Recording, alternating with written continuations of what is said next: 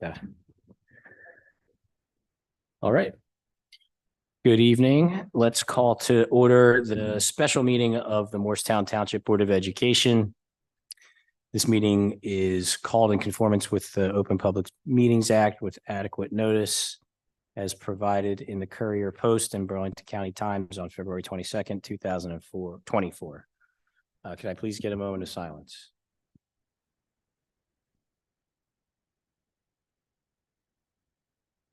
Please rise for the pledge. Pledge allegiance to the flag of the United States of America, and to the republic for which it stands, one nation, under God, indivisible, with liberty and justice for all.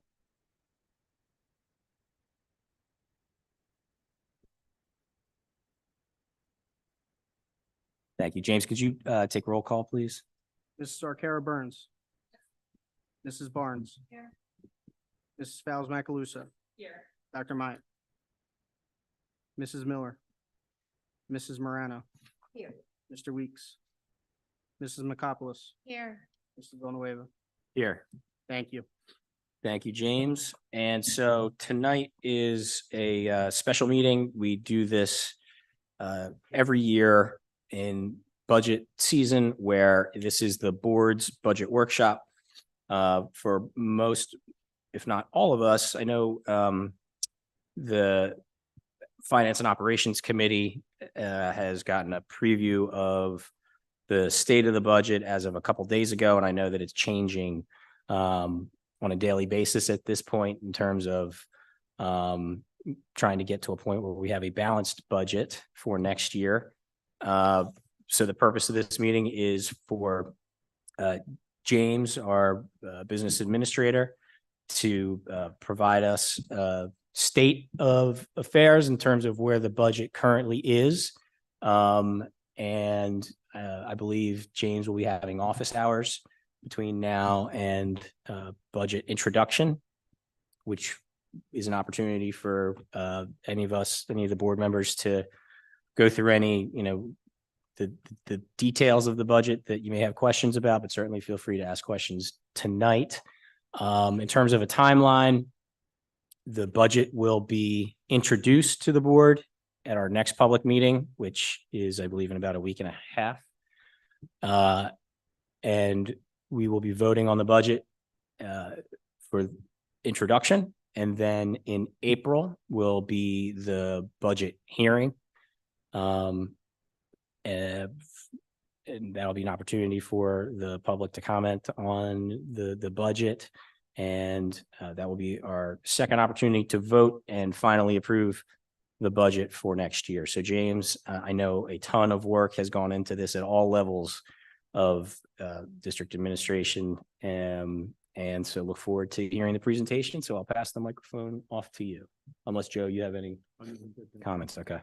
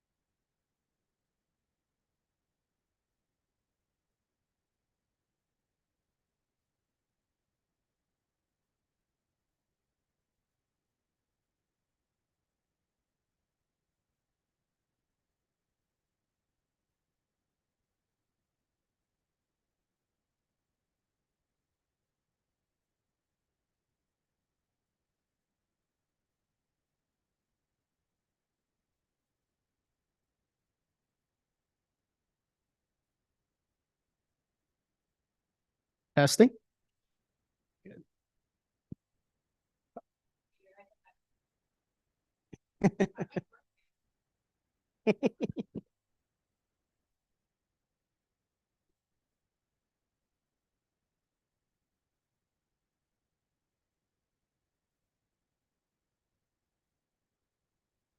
Jeff, do you have this in presentation mode?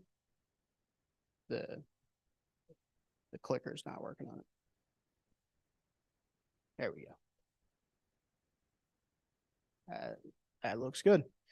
So thank you, board members. Today, we're going to go through kind of where the budget stands. As of now, as Mark had indicated, it is a very fluid process. Things are changing rapidly. Even today, I think we made about $150,000 adjustment to the budget just today alone. So we are starting to get in some of our finalized tuition rates. So things are going to be changing on a daily basis multiple times throughout the day. So for some of our more veteran board members, the presentation will appear, a bit familiar. For some of our newer board members, there is some new information in here, but really we're going to walk through the budget process, start all the way to end and where we'll end up. So we're going to go through ultimately the goals of our 24-25 budget and how they were developed. We're going to talk about the development process of the budget. We're going to go through some of the budget highlights, some of the big items that are in the budget that are currently still in the budget. It does not mean that they are going to end in there. Those are all things that are still on the table to ultimately balance the budget. We're going to review our revenues, specifically, our large items that contribute to our budget, namely our tax levy, our state aid, which we got some good news on. I'll go through a slide that's specifically on state aid. We'll talk a little bit about our fund balance. That's a big driver within our revenues, and some of our other funds of revenues, other areas of revenues. We'll talk about our appropriations, go into detail on our salaries, our benefits, capital outlay, and some of the other items that are included in the appropriations. We'll talk a little bit about the budget adjustments that have been made to date so far to ultimately get down to balance the budget and get closer to balancing the budget. We'll talk about the budget introduction and where we're heading for that, and ultimately what the tax impact could be for a couple variations of the budget. Jeff, can you go to the next slide, please? So our goals for budgetary alignment, these are the things that we've been focused on. We've developed these goals in conjunction with multiple administrative meetings with our administrative teams. Goal 1 is to maintain multi-tiered systems of supports to continue to identify and address the needs of students across a range of learning and developmental profiles. You'll see Dr. Benton will have a couple slides in the near future that go a little bit of a deeper dive on the curriculum perspective related to Goal 1. Goal 2, expand upon district security and operational initiatives around infrastructure, personnel, technology, and procedural efficiencies that prepare the district for future demands. There's also a couple slides in the future related to technology, related to operations that tie back to that goal as well. Absolutely. Yes, you can ask questions. Microphone. Thanks. So my first question is about the goals.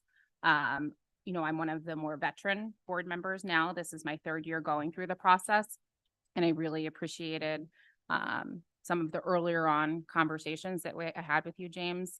And what I had understood was that we were going to, 2 years back, evolve the budget process to make sure that we created a little more transparency around how all of the line items in the budget ticked and tied back to our strategic goals.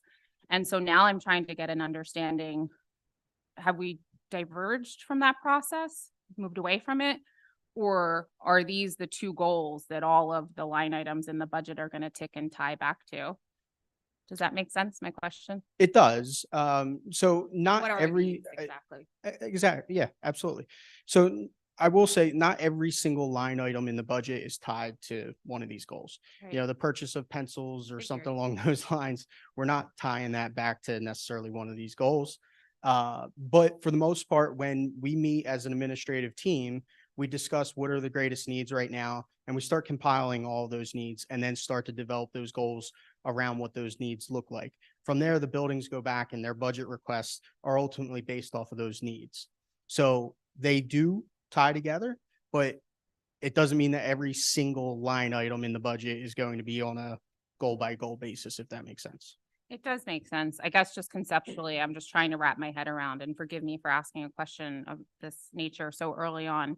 Like, as I look at this budget, Mhm. what does it anchor back to? Some anchor back to these two goals, some anchor back to what, like our general strategic plan? Or I just am trying to figure it out because, I know that you also evolved towards a more like, I always say whiteboard budget, but you use a different term where we build the budget bottom up.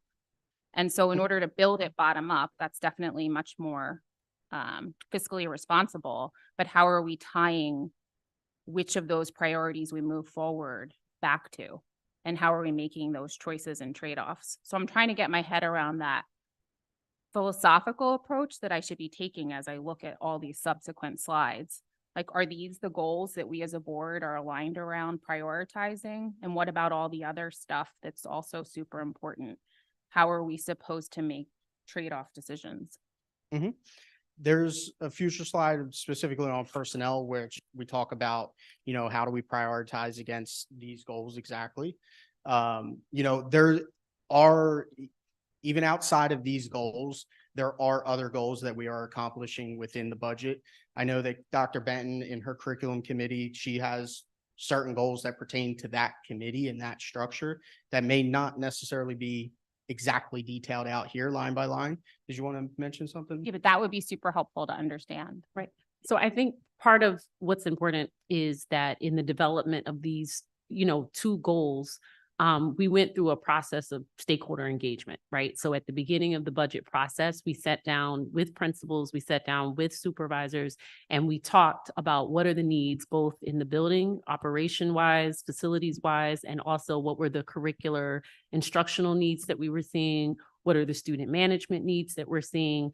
And so that's something that we've been talking about all year. And then through committees, we've also been updating the board. So like, as an example, in curriculum, we've talked about, versions of the multi-tiered systems of support, right? This is a multi-year initiative, and I've updated in terms of where we are in that. We've talked about our curriculum adoption cycle.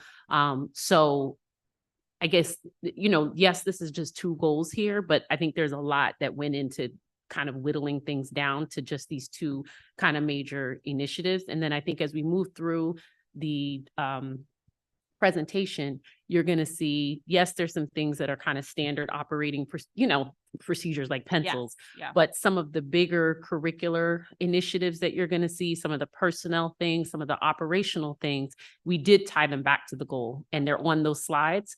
And so as we move forward, that's what's, I believe will be directing our prioritization. Thank you. Thank you, Dr. Benton. So the budget development process. So we went through, created those goals through stakeholder input to Dr. Benton's point there, and district data review. We created a budget manual based off of enrollment projections, what's called a cohort survival projection, and per pupil building-based budgets, which, Jill, that was to your point that you made. School administration developed building level budgets with input from faculty and content supervisors. And that was all based off of also those goals that have been developed. Central administration evaluated the needs of the district related to technology, curriculum, personnel, and facilities. Revenue and appropriations are updated based on finalized numbers. So I want you guys to understand that the budget is a very fluid process. A week and a half seems like it is right here and it's right around the corner. And while it is, a lot's going to happen in that short period of time. We're going to get a lot of finalized numbers in a short period of time, and a lot of changes will be made. So tuition updates, as I indicated earlier, even today, we received some updates on some of our out-of-district tuition numbers, which will drive changes to the budget. Benefit and insurance renewal, we'll go through a future slide that explains a little bit further about our benefit and insurance renewals for 24-25. District personnel is updated for retirements, movements, student needs, and enrollment driven changes as needed, and state aid release. So our state aid was released, and I do have a future slide that's favorable for Morristown, and we'll go in a little bit more detail on that one. So budget development process. Overall, this is our budget calendar that the board has previously acknowledged. Ultimately, we are here today, March 7th, doing our workshop. March 19th, We will introduce and approve submission to the county. After we approve that submission, I will go through the process of prepping the budget for submission, which will take place the following day. April 30th, we will have our budget adoption and public hearing. I'll turn the presentation over to Dr. Benton at this time.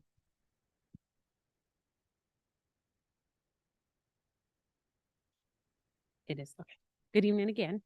As I just said, I'm going to try to focus a lot of our curriculum and instructional spending to that first goal that has to do with multi-tiered systems of support. So in our tier 1 and our tier 2, what you're going to see is that we continue to be within our curriculum adoption cycle. In the past 2 years, we've been focusing on K-8 ELA. We are now focusing on our K-8 math program. The math curriculum adoption is going to occur this year for grades 6 to 8. And similar to what happened with the ELA pilot, we are finding that at the K-5 level, they are piloting 2 resources. And so they've spent half a year in one resource, half a year in the second resource. And so the request has been that we are able for the pilot team to spend a full year in that K-5 math curriculum for next year. So we are going to divide similar to how we did the ELA, and we'll purchase the 6 to 8 resources and do the full adoption for that this in the 24-25 year. And then the following year, we would do the K-5. We're also looking to update curriculum and resources for math resources at the high school level, which would include all levels of Algebra 1, Geometry, Algebra 2, as well as some of our AP math courses, including computer science. We will begin our K-5 social studies curriculum revisions, followed in previous next years by science. And we also continue with our world language curriculum revisions. Last year, we focused on Spanish and French. In this year's budget, you'll see that we are focusing on our Latin program. In terms of curricular resources, we're really just looking to balance our textbook and digital learning access renewals over all of the courses that we have K-12, as well as we continue to make sure that students have complete digital instructional and assessment access for all of our K-12 programs. Under professional development, we continue to focus on these as our focal point. So this ties back again to our goal. Multi-tiered systems of support, multilingual learners, our diversity, inclusion, and cultural responsiveness initiatives, as well as AP Summer Institute's College Board continues to revamp many of the AP courses. So last year, you saw that we moved all of our AP programming to the digital platforms, instructional platforms. And so we continue to train teachers in those new programs, as well as new teachers who are taking over AP courses. In addition, we continue to support our math pilot through our embedded support teams, as well as our new teachers through our induction programs. Karen, Yes. can I ask? Yes. This is kind of going to basics because I know not being on curriculum, can you better explain tier 1 and tier 2 in this context? Yes. So multi-tiered systems of support, the state last year required that all districts adopt a policy that allowed you to ensure that you were providing interventions and supports for students. And part of that intervention and support is being able to identify students at different levels and what the needs are. So the thinking is, for instance, if I'm a student sitting in a classroom, right, and I'm one of 20, that students in that classroom setting need different levels of support, right? That happens in the classroom. Those are called tier 1 supports. So that is the teacher doing all the things that teachers do and all the, things that they pull out of their toolkit to make sure that each student is getting what they need in order to learn the curriculum. Some students, however, may have additional difficulties that can't be addressed in the classroom. And so we do pull out programming such as our basic skills program, K-5, we call that reading and math support. So that would be an example of a tier 2 intervention. There are some students who, even with that intervention, still need additional support, right?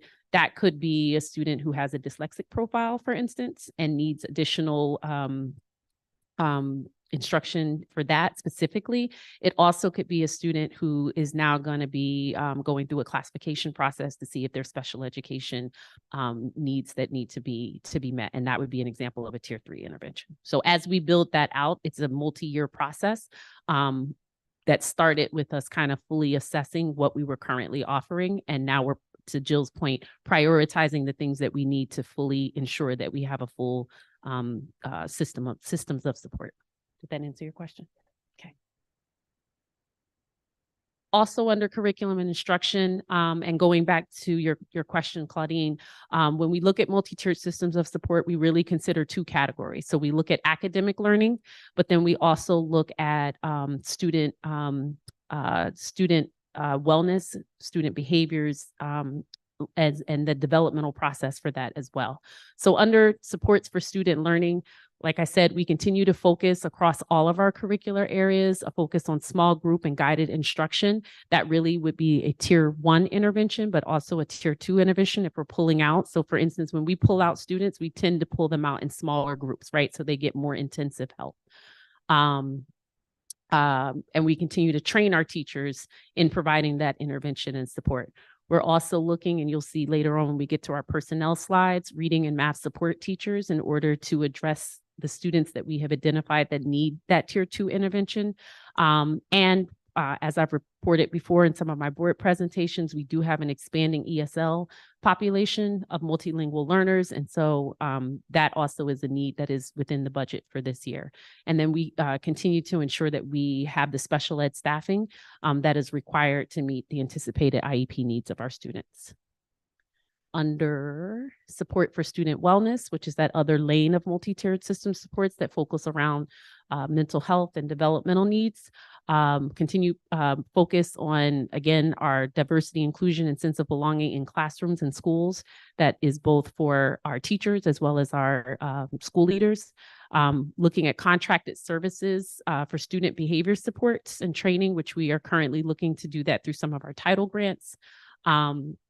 As well as continuing to offer a contracted referral services for mental health and crisis support.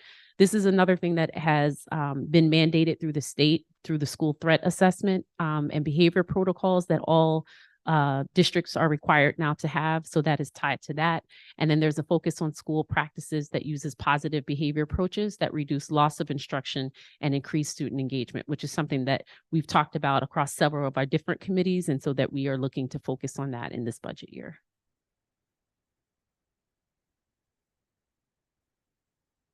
Yep.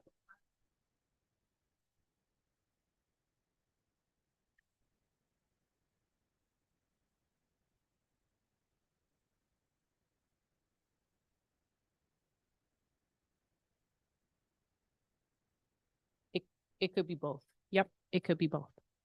Right. So just a little bit of a deeper highlight on our 6 to 8 math curriculum adoption. They are going to be going with Savas Envision as their program. It is a 6-year package for curricular program and resources. And just to remind the board, we do all of our curricular adoptions on a 6-year cycle. So this is a 6-year package for those resources. It will support math instruction across grade 6 at the UES and 7 and 8 at WAMS.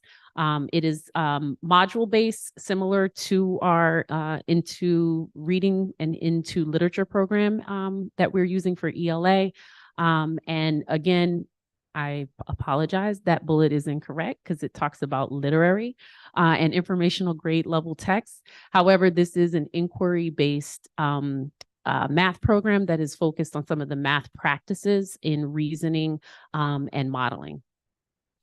Also, for professional development, for the implementation of this, we are going to be using both our own staff doing embedded training that is ongoing throughout the year, as well as bringing in the Savas team, the publishers, to do implementation training. And additionally, you will see in the budget under summer curriculum writing that it will include full rewrites for each of those, not only grade levels, but within those 3 grade levels, we have the on grade level program, accelerated, enriched. So that's 7 different courses. Karen, Yeah. Yep. sorry. Oh, I was like, who's talking? For over the 6 years, could you explain how this package is updated if the new standards are released? Yes. So again, similar to ELA, and we've talked about this in curriculum, and I believe we've also talked about this in finance, that as we look at the cost of the curricular resources, they are going to include some combination of both online digital access to interactive platforms. So there's a licensing or subscription fee for that is student, per student based. And then the option for hard copy materials, we have really focused on what they call consumables. So typically it's a workbook that students are using instead of a hard backed textbook that wouldn't change. And every year we get a new shipment of those consumable workbooks and, supplementary materials. So for instance, as we were piloting this year, new standards came out for math. Specifically for K-5 and the new thing there was a change in how they were doing the data literacy, and they split those two standards out and went more in depth into each of those standards. So already we know whatever updates the publisher makes within the workbooks and the consumables, it'll be in that new batch of consumables that we get each year. And then the updates are automatically available for all the online resources. Jill, did you have a question? And I'm kind of back one lily pad on the previous slide. The Okay. one there's so much on here, Karen, my head's spinning, and it's all good stuff, and I'm not in curriculum, so I don't hear as much about this as others. So just like, for example, this last bullet on the left, ensuring special ed staffing to meet anticipated student needs. In my mind, the way I think about that is that we have a growing amazing program for students living with special needs, and staffing to deliver the curriculum is one piece of that holistic program and certainly drives one piece of the budget. But do we ever take, for example, the special ed program and put it out here and say, these are all the things that ladder up to a great special education program? Like, this is the curriculum that we need to deliver. These are the support services that we need to deliver to this population. These are the staff resources space that we need for this population. And do we look at the budget that way? And can I see the budget cut that way for some of these topics versus here's curriculum and here's the laundry list. Here's this, here's the laundry list. Because I just feel like that's the way my head thinks. And maybe that information exists somewhere else for me to tap into James office hours wise. But I feel like I look at these big, important things that we're doing in a more holistic way versus just this is the curriculum. I'm not sure if what I'm saying makes sense. Does it make sense? I think to you? I hear what you're saying. So I think, yes, when, we sit down, and Dave, I'm going to hand the mic to you in just a second, but when we look at this and we're talking about, okay, what does our special ed programming Yes. look like? What does our basic skills programming look like? What does our gifted and talented programming look at? When we all sit down to the table, yes, we're looking at it very holistically. Like, what do we need curriculum? What do we need in terms of training? What do we need in terms of services or supports or classroom supplies? Yeah, We do. Yeah. Okay. The challenge is we have so many of those different types of programming across everything that we do K-12 that when we're trying to put it into a budget presentation. Yeah, I get it. we But I'm get just the wondering, big can we buck. look at it? Can we look at it through both ways? Like, because to me, like a district goal would be continuing to maintain the same, high level program that we have for students with special needs. And as we know that that's growing and we need to plan for it into the future beyond just curriculum and staffing to deliver the curriculum. Like for me, when I'm thinking further out about how there's growth in that space, I want to think, okay, with the budget this year, what are all the inputs? And then when I think 2 and 3 years out, what's the kind of budget we're going to need to support that? I know we don't have a crystal ball, but that's the way my head works. And I worry about sometimes the way that this is delivered. I'm looking at it just topically by curriculum versus the bigger picture. So I would love to understand the bigger picture for lots of different things. I just use that by way of example, the holistic picture, to use your word. If I can, as it relates to special education, holistic is probably not a word that is applicable across the board. unlike your gifted and talented program or some of the other curricular initiatives that we have for our population, when it comes to special needs, they're driven by the IEP. So there's individualized needs that impact the budget sometimes tremendously as it relates to the needs of a specific child. So it can't be looked at specifically, holistically. There's aspects that can, in terms of the fact that we're going to decide that we're going to offer an autism program, that we're going to offer a multiply disabled program. That's a holistic approach, and there's costs associated specifically to that holistic approach from a staffing standpoint. But when it comes to what might be the specific needs of a specific student, those are additional needs that can't always be correctly and specifically anticipated because they're a consistent moving target. That's why there is not pending, but an ongoing conversation in the state with the Department of Education to take on the responsibility of funding special education across the board and take it out of the hands of the individual school districts, which would be a great thing to do and a great thing to accomplish because of the problems that it posed for specific districts, depending on their specific economic either good fortune or bad fortune, as it may be. So so I think that statement up there is ensuring, because the budget needs to ensure that funds would be, for the most part, available to meet those specific needs of special needs children, depending on what drives those needs, and that's specific and related directly to the IEP, which is consistently in a state of flux. So maybe I can add just a little bit, Joe, Please. thank you. I'll add that just, our planning for the next school year really starts at the end of September. And the SPEAK group can tell you that I mentioned that during our meetings, only because it is a moving target. It's ever changing. It's always evolving. We have new kids moving in all the time. So we are, constantly evaluating where we are in the current year and beginning the plan for the next year on a monthly basis with my team. And that team consists of 2 supervisors, the child study team, and the teachers and principals as well. So that process begins right away for us. As soon as we're in the door, we're looking at next year. So that's the special education budget each year. So That's helpful. I get it. I get what you're saying. And Joe, I completely appreciate your point. It's just that, I get it. Okay, thanks. Thank you, Dr. Benton.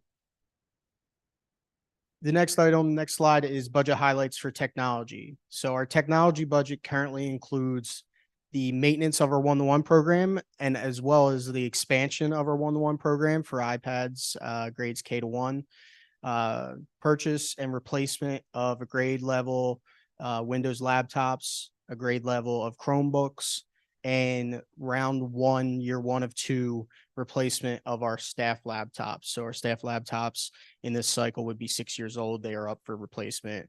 And next year we would do the other half of the district. Technology infrastructure, replacement of end of life switches in our one of our security servers.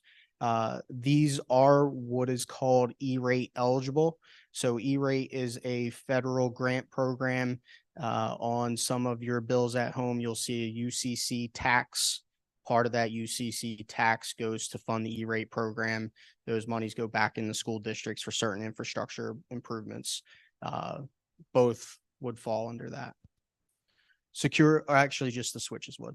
Security cameras, addition and replacements. So we always go through a process every year where we talk with all of our buildings as well as our departments to see if there's any areas where we might need to expand on some of our camera systems. Security audit. In the back end of the winter here in early spring, we will be undergoing a cybersecurity audit. We do have allocations in the budget for prioritized recommendations from that audit. One of which I have no doubt will be the following bullet, which is expansion of EDR and MFA, multi-factor authentication. Cyber insurance, as you guys are probably well aware, it's getting harder and harder and harder to obtain. It's becoming an insurance field where the deductible is so high that your out-of-pocket costs are dramatic. Doing things like a cybersecurity audit and expansion of that EDR helps us get a better level of insurance and a lower deductible. Operations. So capital outlay, the budget still has an allotment in capital outlay for PA system upgrades, which would be at the middle school, the upper elementary school in Baker. We are vetting that against, how we can phase that in over multiple years to potentially lessen the load on this budget, as well as vetting it against some of our reserve allocations that we have, such as capital reserve. Door access controls, we have some replacements that need to happen at our high school. Various repairs and upgrades to existing sites and systems. Baker HVAC replacement, you'll recall we approved a ROD grant application about roughly 7-8 months ago for a little over $4 million, of which the state through that ROD grant would fund 40%. Our portion of that project would be roughly $2.5 million. That $2.5 million is included in the budget. That has no budget impact because we have put that money in the capital reserve over the last few years. So we will withdraw upon that capital reserve to ultimately do that project. Robert's boiler replacement. Yes. Question about that. So Absolutely. I forget what our capital reserve is at now. I know it was to your credit, made substantially better Yeah. than it was. Absolutely. With that use of the cap reserve of 2.5, where would we be then? We're going to be roughly right around 2 million at that point in time. Okay. With the use of that 2.5, right around 2 million. Okay, great. Thanks. Yep. Absolutely. The next item is another item that we would use capital reserve on. So as we were going through our facilities assessment that we are conducting right now, one of the things that was identified during our heating season this year are one of our 2 boilers at Roberts has a crack in it. That boiler is from the 80s. It is end of life at this point in time. It has served us well. It does not make sense to put $20,000 into replacing a boiler section that's going to have to be replaced. So we are going through the process right now, drawing up designs to ultimately replace that. There is a secondary round of that ROD grant, the same exact ROD grant that went to that Baker project. There's a second round right now on that. Our allocation for that's roughly 92,000. This project is probably going to be between 250 to 400,000, somewhere in that ballpark. We will utilize that 92,000 to go against that. I anticipate having that on for March board approval for us to do that. So we would utilize, for our share of that, we would also utilize capital reserve to fund that. Security, software and hardware to fully integrate digital devices in the district with automated messaging, door lock controls, and our camera system. We also included an expansion of the number of SLEOs in the district. So if you recall, our SRO had retired. We went from 1, we went to 3 SLEOs. We have in the budget right now the increase to 6. School-wide budgetary and personnel system. So this was our first year where we overhauled our entire accounting system and personnel system. We will be in year 2 of that implementation. We're starting to really dig deep in that to gain some efficiencies with our procedures right now. Transportation highlights, contract renewals. So one of the good things that we have right now, our renewal rate came in at 5.81%. That's doesn't sound like a great thing, right? However, consider all the outside contracts that we've had when they've been non-renewed. We've had to open up those bids, turn around, and we saw 11 to 12% on average increase on those. Every single one of our contractors has renewed at that 5.81%. So that is a good thing. Our driver salaries have been reviewed to make sure we're remaining competitive with those. We do have an allocation in to add additional cameras onto our buses. And facilities maintenance. So we do have one of our facilities truck. We did put that in a lease purchase to replace that truck. We've had quite a bit of snow this year. One of our trucks did take a bit of a hit in that. So this is to ultimately replace that truck. James, I have a question about Absolutely. transportation. You and I discussed previously about the waivers that are available for families Yes, who don't use busing yes. to transport their kids. And not necessarily for this workshop, but maybe we could discuss that in office hours because I'd Yeah. like to explore that again. Yeah, absolutely. And Sandy Schaefer, our transportation supervisor, has been digging deep into that. So absolutely. Yep.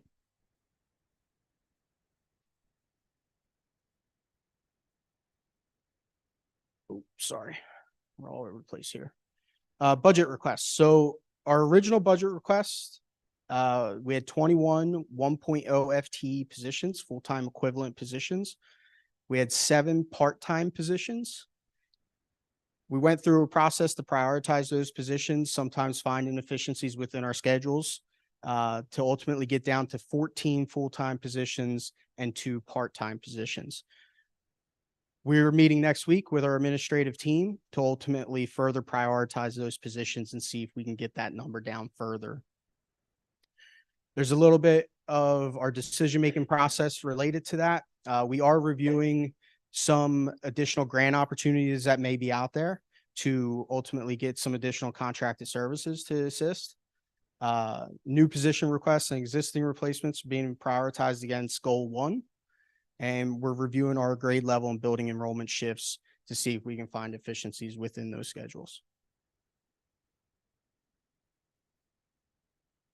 So this, when we prepare our budget early and into late January, we don't know a lot of our numbers, but this was our initial budget request on the revenue side in mid to late January. So one of the things here you will see down towards the bottom, revenue generation, there's a slight decrease there. That is due to right now we are vetting. You guys are well aware we have shared services with Delanco for technology. We are vetting that and seeing if it makes sense. Our technology department's had some turnover recently. So we're taking a look at that to see if we can find a way to better support our district priorities and needs. So right now that Delanco revenue is not included in that revenue generation number. The decrease in our capital reserve and maintenance reserve, that's nothing to be worried about. That is ultimately, once we identify our capital projects that we are doing and we identify the funding source of capital or maintenance reserve, that will come back in as revenue, and you'll see that in a further slide. James, Yes. during FNL, when we went over this different version, Yes. the tuition, there were a lot that was not breaking even for Yes. change. So where did, tuition was down in one Yep. example, rentals was down in one example. Yep. So where did That's you on a find- future slide, and this was our initial budget, because when we initially budgeted, we assumed everything to be flat on that. I'm sorry. Now, as we went along, we started to adjust the numbers as we started to dig a little bit more down into the weeds on them. On the appropriation side, I'm not going to go line by line. The main driver is we had a 27% increase, and we had on our salary side, we had a $3.4 million increase there. That's the additional staff that was requested. This did include, this is kind of the pie in the sky scenario with our capital outlay. You see $12.6 million there. It does not mean that those projects do not need to be done. We've talked multiple times, not to go back to carpet conversations, but we've talked multiple times about carpet that needs to be replaced. We've talked about the tennis courts, about repaving. All of that still exists. It just might not be able to be done through the actual budget process. So our revenues, right now the budget does contain a 2% increase, which would amount to $1.4 million. State aid was initially budgeted flat. We saw an increase of $835,000. So everybody saw that the governor's budget address roughly $900 million in additional education funding. So we're seeing some of that right there. Budgeted fund balance, that's usually a very big number, and it's a number where for all of our returning board members, you know, I always say you don't want a roller coaster ride in it. When you have years where it dips down low, that money comes back in, you got to put it back in, your excess surplus back in as revenue. And when you have a dip in your revenue, now your expenditures have to come down as well. So for our new board member, excess surplus, 22-23 audited excess surplus, it's a fancy way of saying, what did you not spend in that budget that fell to excess surplus? By state law, whatever you did not spend in that budget has to come back in the following year as revenue to offset tax levy increases. So that's what that 22-23 audited excess surplus is. That's where you do not want a roller coaster ride in that number. That's adjusted by any projected free balance as of June 30th. So you'll see in our case and scenario that amounts to $5,340 decrease. That on a $4 million number, that's not a roller coaster ride. So that's a good thing. That's stable. Our other revenue sources consist of tuition, which are from individuals, our preschool program, our extended day K, as well as outside districts and other districts. Dave's team, they do a wonderful job of going through, and if we have a seat available in any of our programs and a district is in need because they don't have a program, Dave's team goes through and evaluates the IEP, make sure we can meet the needs of the student, and we can bring in some tuition revenue from another district. Facility rentals are extraordinary aid. I'll go into a little bit more detail about that in just a few minutes on another slide. But to Mr. Bollendorf's point of view and perspective, that goes back to how the state is trying to fully fund special education. They've put more money into that budget. However, it's still not enough. Our parking, shared services, banking, interest, dividends, all in all, about a $417,000 increase. So our tax levy obviously is the bulk of our budget. There's two, what I will call buckets of our tax levy. The first bucket is general fund. The second bucket is debt service fund. The general fund bucket pays for everything that we do as a school district to operate. It's the lights on, it's the teachers to teach, it's the supplies in the kids' hands. The debt service fund is any prior referendum that was approved by the community to ultimately take on bonded debt. It's to pay back that debt. So in 24-25, right now, the general fund budget is at $71,551,000. And our debt service fund is at $4,455,000. Overall, right now, the township has a ratable decrease. That is specifically due to large appeals that have come in specifically from the Moorestown Mall. So ultimately, when you spread that 76 million over the ratables, it's about a 1.85% impact. Our state aid. Quick question. Yeah, absolutely. On the ratables. Yes. So we talked a lot about the various pilot arrangements Absolutely. throughout the town. Does that reduce the ratable as well? Pilot programs, my understanding is pilot programs are not included in the ratables. Okay. Correct. All right. So if And then the one specifically with the mall obviously has a potential secondary impact that we're seeing because now the actual mall can argue for a lower assessment through appeals, which I believe they have done. got it. Okay. I'm not totally tracking your question because I haven't done the budget as long as you, Mark, but bringing up pilot, I'm just curious, like, how is this budget? I know it's for the upcoming year, but how are we taking into consideration the additional students? And is there any update there on like what we anticipate? Like what you just asked that question, it sounds like you're trying to see if there's like maybe a positive or negative impact for us. No, not necessarily. I mean, my question, it really just goes to what the whole pie is, the ratables in Right. town. And if, say, for example, in 2018, the township was including properties that are now subject to pilot, right? As Yeah. part of the ratable, and those are no longer. Well, Yeah. then, so that means, I think, correct me if I'm wrong, if we're taxing 2%, that we're still taxing at 2%, but the pie is smaller. Okay. Right. Yeah. And so it's got you. impacting others. Yeah. Right. more profoundly. Okay. It is. That's accurate. When, I when got you you. see ratables go Yep. up, you have a larger tax basis to spread a tax impact across. Right. So you get to a lower tax number. Even though you went up 2%, it might only have a 1.8% impact to the average tax. I got you. When it goes down, it has a little bit more of an impact. Okay. Totally. Tracking. Thank you. So our state aid, so we've been tracking this since 2019. Those have been on the board for a little while. We'll recall legislation related to S2, which was funding the state aid in accordance with the funding formula.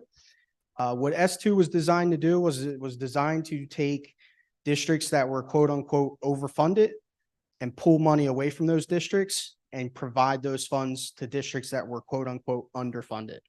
We've always been a quote unquote underfunded. You can see that this green line versus the blue line. The green line is what we should have received. The blue line is what we actually received. The yellow line is the difference. I've always been saying we need to drive that to zero. We're at $2 differential because we are in the final year. So the governor came out with a message and said, school districts are fully funded this year. That's what that $2 means. So our uncapped aid of 6.2 million, our actual state aid came in at 6.2 million, and the blue line finally meant the green line. Any questions on that? Extraordinary aid. Extraordinary aid, to Mr. Bollendorf's point, is a bucket of funds within the DOE's budget that is specifically for special education. There's different tiers within the grant application. Every student is its own grant application. To the conversation of everything is unique and based off of the IEP, those applications are based off of the actual student need. And they are based off of actual expenditures. So I won't go kind of column by column here, but in 22-23, our most recent year that we closed out, we had $7.2 million of expenditures related to special education. Of that $7.2 million, the state paid us $2.4 million. So they do cap out. The amount that ultimately was eligible was 3.4, and of the 3.4, the state paid us 2.4. The problem with this, the state has done a good job of increasing their budget, 400 million, 420, 420, 420, 420. That's great. The problem is it's not growing with the need of districts, meaning the percentage that we see coming in here in 2021, they funded 90% of cost. That's fantastic. The following year, it dropped to 83%. The following year, it dropped to 72%. They're not keeping up with the growth of the costs that districts are seeing related to special ed. So when we go and we say, all right, well, how much should we budget to assume for extraordinary aid? In that budget, we budgeted $900,000.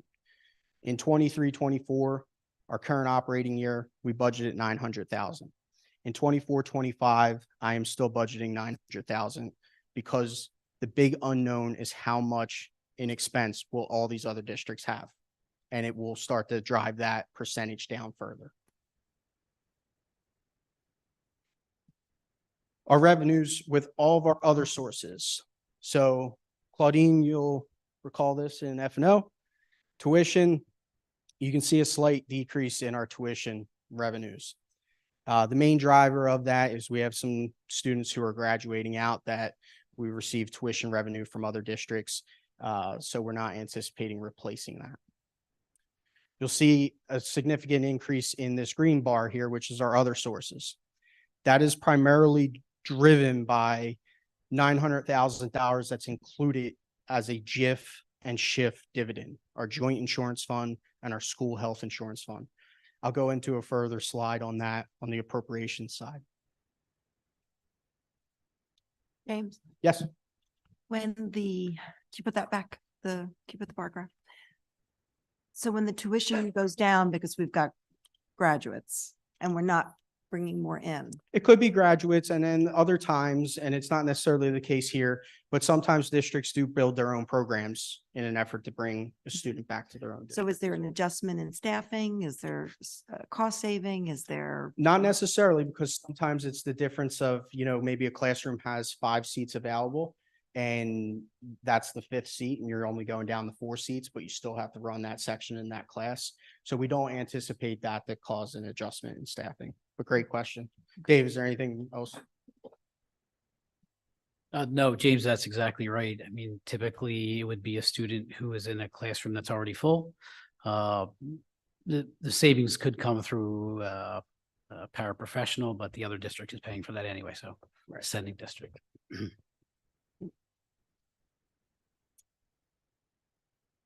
Our appropriations, so we will be in year 3 or 3 with our Morristown Education Association. We will be in year 2 of 3 with our Morristown Administrators Association. Our insurance. So our original budget had a 5% increase for both general lines of insurance as well as health insurance. Our health insurance, we saw a 10.18% increase. Our general lines of insurance, we saw a 9.3% increase. We're taking a little bit of a deeper dive, and we started that work with our FNO committee this week on kind of what is fueling those. On the health insurance side, our medical experience is actually running pretty well. Our prescription experience is not running so well. On our general insurance, we are actually right down the middle with the fund. We are an average increase for the fund. The fund has had some large claims over the last few years, so we are seeing an increase specifically due to those. Our student accident has been a 1% for the last 5 years, so we've been running very well on student accident side. It includes our instructional supplies and materials, our department budgets, our capital outlay, which we went through a little bit more detail of. And it also includes the impact on minimum wage, which has an impact on our EDC programming, as well as our substitute rates.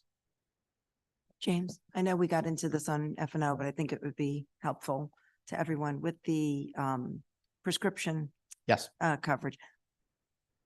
What are the options available? I mean, if there is there benefit changes that can be made, is that part of the contract negotiations, or is that Yeah. a separate Yeah. animal? Yeah. So the options available to us in the immediate, there aren't a ton. To modify a prescription plan, if we were to leave the school health insurance fund altogether, we do not think that would be cost advantageous at this point. But we would have to issue what's called an equal to or better than letter. And the plans that we left to would have to be equal to or better than the current ones. If we remained within, we do have options related to negotiating on the prescription side, different control measures. But it's a challenge to do so because Chapter 44 and the laws that came with that and the plan design that came with that. On the medical side, it's a very similar plan to our POS 15 plan. On the RX side, it has some variation. So that's something that we're taking a look at, but it would have to be negotiated. James. Could you explain a little bit more about the substitute rates for this budget? Yes, absolutely. So right now, our substitute rate is $115 a day. This includes an amount of $135 per day. So a $20 increase per day. Okay, so it did increase. Mhm.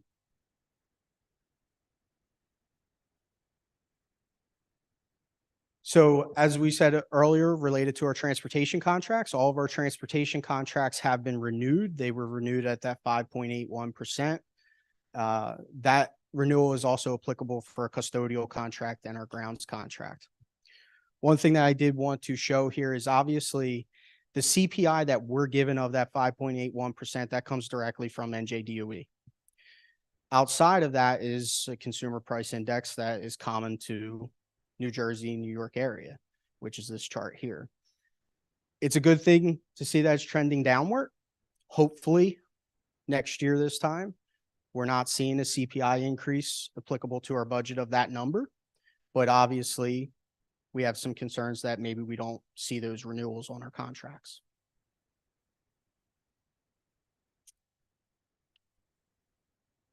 Jeff, I don't know if there's a way to kind of move that top piece around. So ultimately, this is showing what the money is actually spent on. So this is based off of our 22-23 total expenditures straight from our audit. 63% of our expenditures are on salaries, 20% benefits. So 83% roughly of our budget is fixed costs related to salaries and benefits. You have other fixed costs, obviously, our energy. We're always keeping a close eye on that, doing what we can to drive that number downward. We've done LED projects at all of our buildings.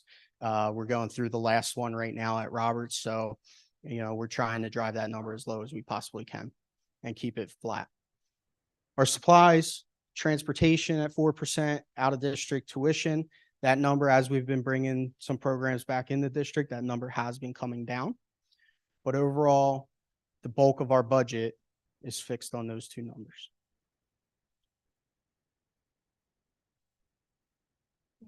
Yes. Just a quick question. Can you go back for a second? Mhm.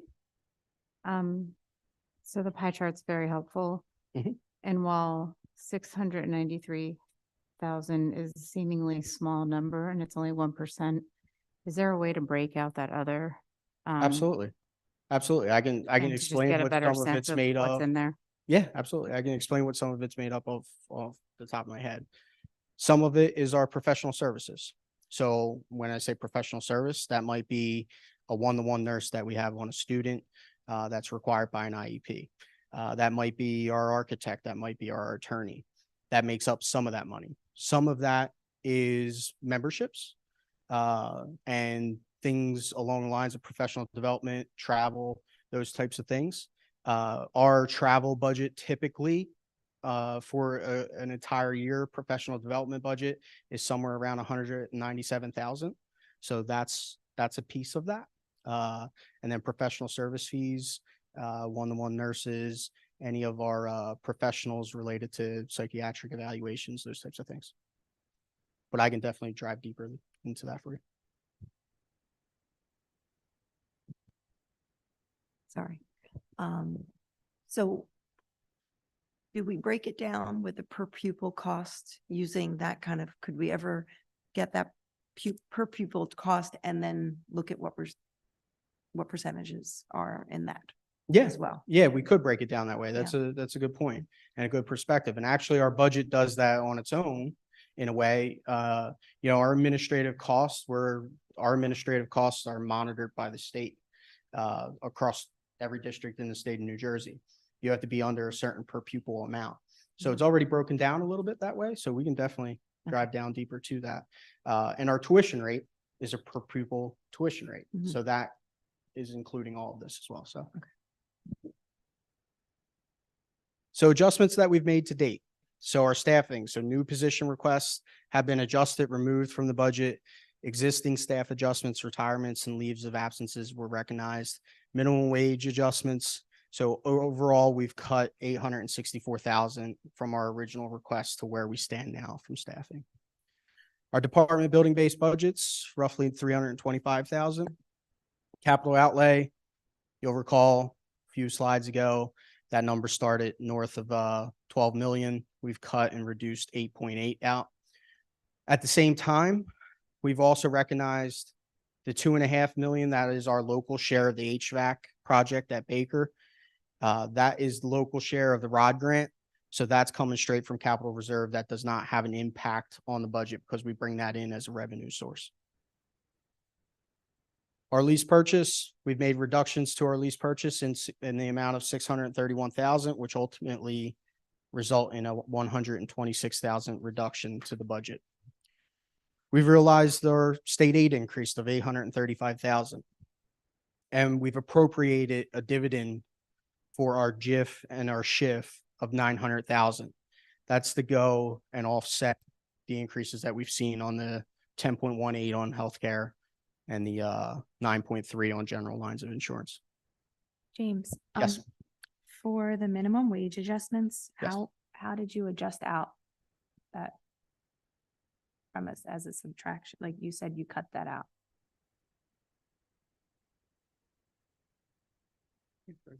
Yeah, I apologize. So when I say minimum wage adjustment, it's netted up as a number. That was an increase. But Okay. overall, we've decreased the budget by 864, but it was an increase putting in that minimum wage adjustment. Good point. Thank you. So this is the current status of our budget. Claudine, this is what we reviewed in finance and operations. So we have the tax levy increase of the 2%. Our state aid has an 835,000 increase. Tuition, that's the reduction that we went through. Rentals, that's a slight increase. That's based off of actual utilization. Our miscellaneous revenue, that's 650,000. That's driven by that GIF and shift dividend. Revenue generation. So our board members, you'll recall, we run our Creative Minds, Summer Enrichment, and Extended Daycare Program. Part of that program is obviously it brings back rental for our general fund budget, which is factored into that number right there. Our special education Medicaid initiative, that number is dictated by the state of New Jersey. That's the number that we have to hit running our semi program. Capital reserve, we're bringing in 2.5 million of our capital reserve to fund the local share of the ROD grant for the HVAC project at Baker. Budgeted fund balance, that's where I spoke about before, where we don't want that roller coaster ride, and we're remaining flat there relatively. On the appropriation side, we've done a lot of the adjustments that were listed on the previous slide, but overall comes down and we are currently $2.8 million over as of right now. So the tax impact with a 2% levy increase. So our 23-24 levy, general fund and debt service was 74.6 million. Our 24-25 proposed is 76 million for overall a 1.849%. Again, we did see a decrease in our ratables here. So that's why that is ticked up a little bit higher as well. Our tax impact annual on the average assessed home of 461,000 is $201.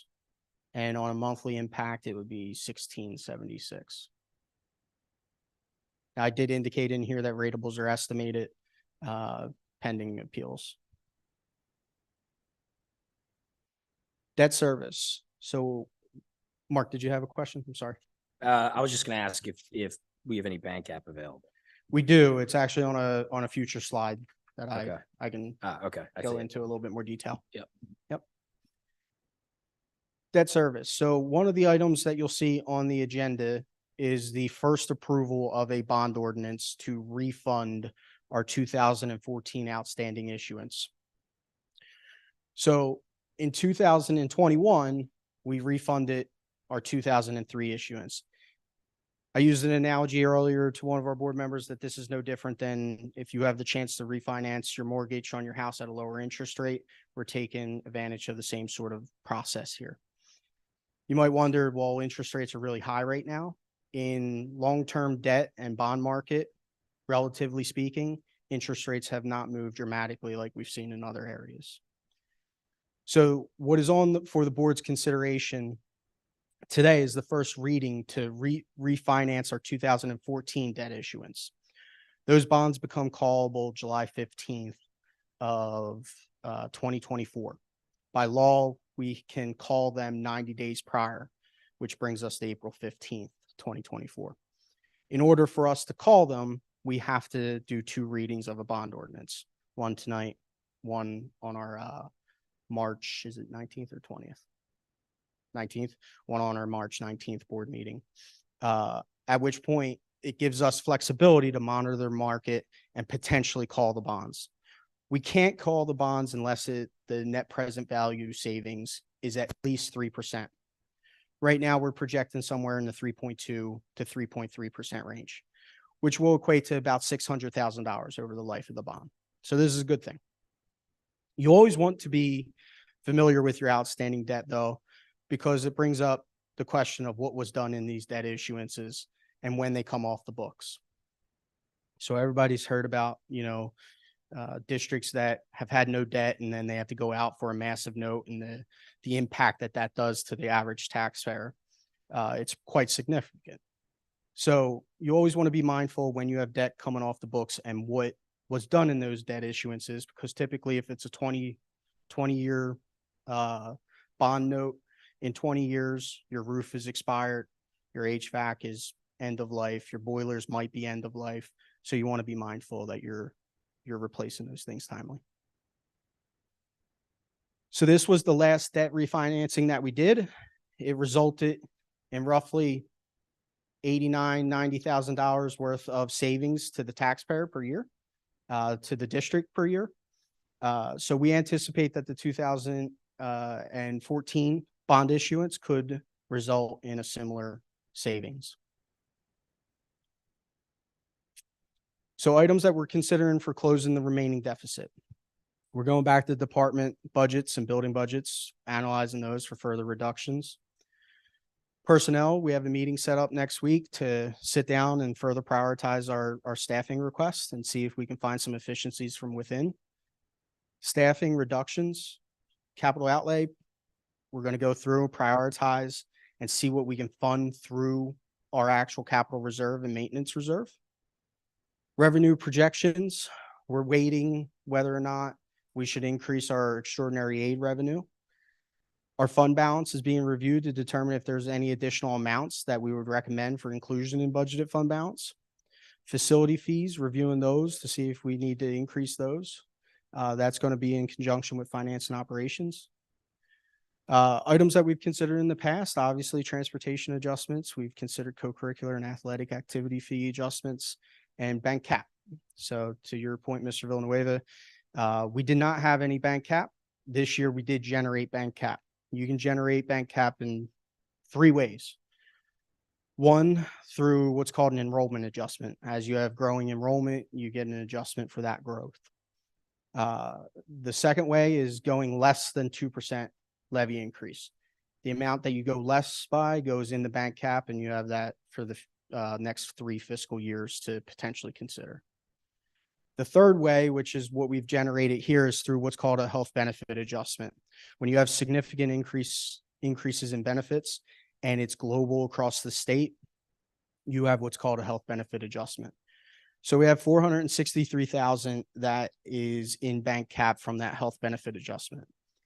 You can utilize that for 3 years moving forward. So if we don't utilize it this year, it stays in bank cap, it goes to year 2, then year 3. If we were to utilize it, overall, you're looking at a 2.6% increase, which nets out to a 2.49.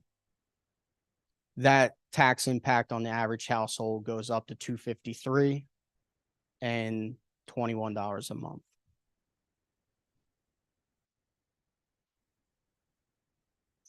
Do you have any questions?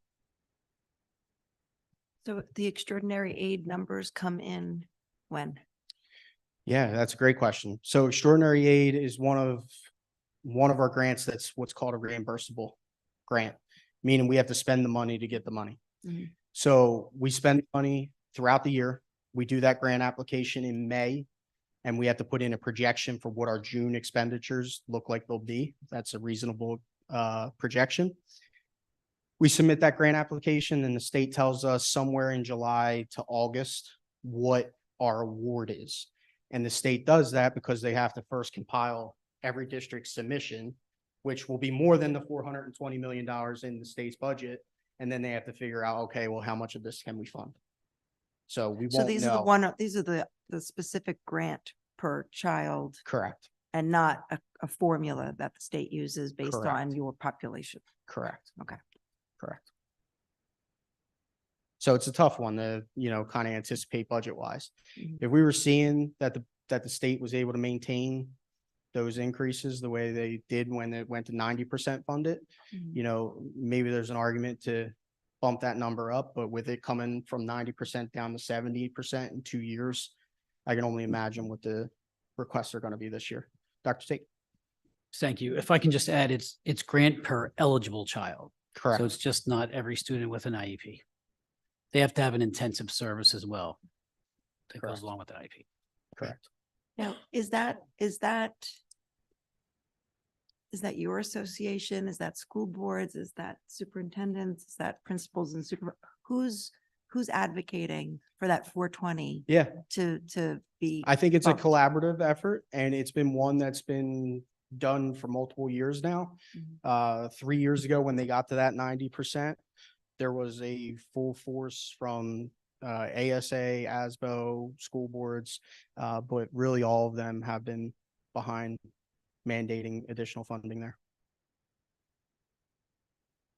Can I ask a question? Absolutely. In FNO earlier this week, we had all those supporting documents, Yeah. that came with our agenda. Are we able to see updated ones with the changes you've made since? like, Absolutely. To the curriculum pieces and things like that? Yeah, absolutely. You're talking on the lease purchase and yep. Yep. What I plan on doing is I plan on circling back with Mr. Weeks and to the discussion that we had about having an additional FNO. I think we're going to have that in the upcoming week. Oh, okay, great. I don't have those additional documents, but on the staffing requests, and the slides aren't numbered, so forgive me, but like, I see that one of the items where there's more work to do is to look at staffing requests and prioritize them. And I just want to make sure I'm tracking. One, I don't really know what the staffing requests are for. Just this list of 21, 7, 14, 2, and then a little bit about what the decision-making process will be. But can you maybe like give me an example of what one or two of the types of staffing requests that we have are and how they tick and tie back to this goal number 1? Because the goal number 1, I understand it now more. Thanks, James, and thanks, Karen. But it just seems so broad. It feels like it's almost the way that those slides are written, you could anchor most things related to curriculum. And then I still think there's a holistic approach with, for example, students living with special needs, a holistic approach for, mental health and behavioral support and fostering an inclusive environment. I still think that there's like a holistic approach for those kinds of goals that I think that we had aligned around at a, offsite a couple years back. But I'm not seeing how, for example, one of these staffing requests ties back to some of those goals. It ties back to this goal 1, which is super broad. So that was a lot. I don't have the information Jackie has. I'd love to see it. But can you give me an example of what these staffing requests are and how they tie back to this goal and will subsequently be prioritized at the close of this workshop?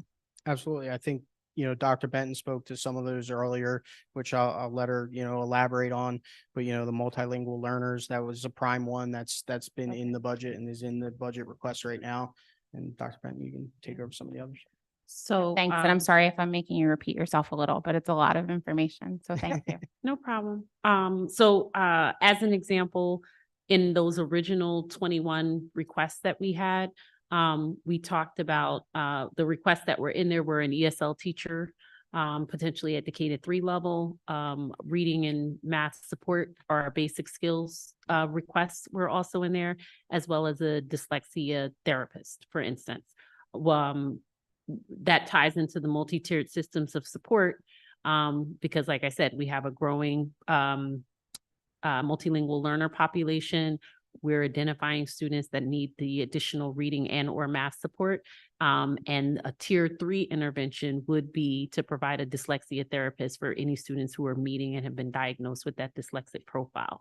So all of those requests are in addition to, general ed teachers as well. So when we say about prioritizing, right, all of those fit within that goal, but we may not be able to staff all of those requests. So that's kind of the process that we have to go through, which is not just to say they don't fall within the multi-tier system support, but where is the area of greatest need? Yeah, and that's what I'm trying to get at. What are the areas of greatest need? Because the goal is so broad. Okay, thanks. I'm tracking. To that point around the FTEs, I know there was some discussion in FNO and I had to leave. Is there an opportunity for us to talk a little bit more specifically about that in curriculum? Because I do agree with Jill that the assessing the need against the broad concept of multi-tiered systems of support, I think it would help for us to understand, like, how many students are we talking about? How many teachers are we talking about? What level of teachers? How does that align? You know, what does that do to ratios? Like, I think just a little bit more of an understanding, like some stickiness around it, for lack of a better word, about what it actually means in the classrooms with the students, et cetera. I think that would be helpful if we can discuss that.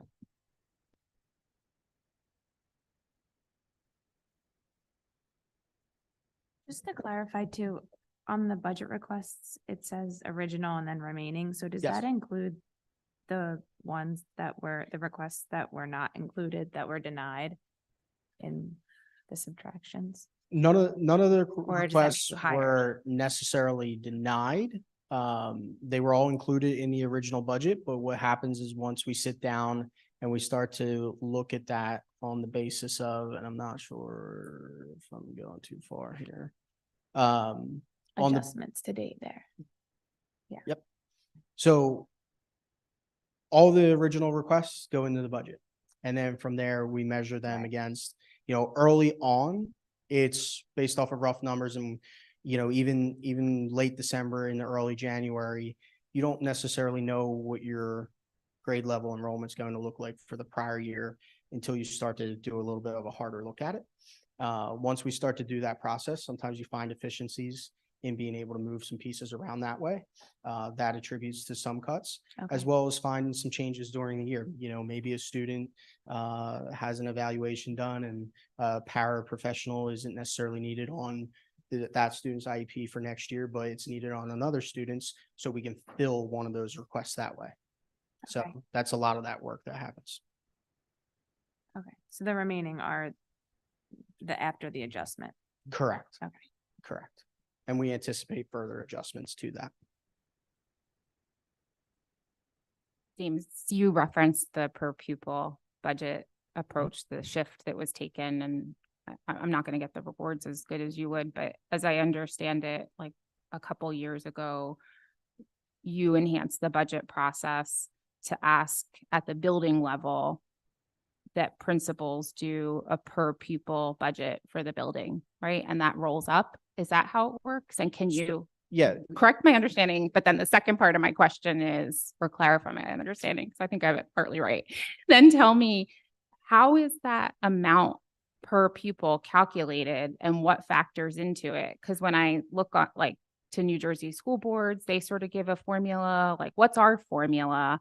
And is there things that get added into it that are Yep. on top of a standard formula that might tick and tie back to like goal 1 or goal 2 or some other goal?